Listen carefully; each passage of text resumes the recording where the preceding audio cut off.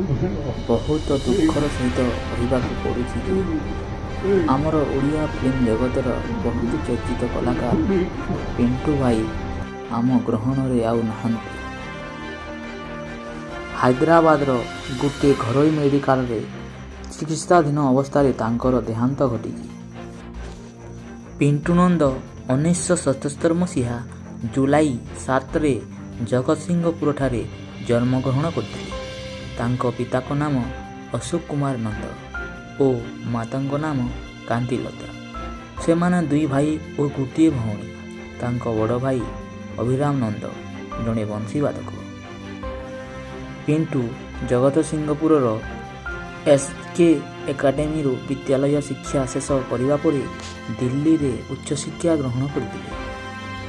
ପିଣ୍ଟୁ ନନ୍ଦ ପ୍ରଥମେ ଓଡ଼ିଆ ଦୂରଦର୍ଶନ ଜରିଆରେ ତାଙ୍କର ଅଭିନୟ ଆରମ୍ଭ କରିଥିଲେ।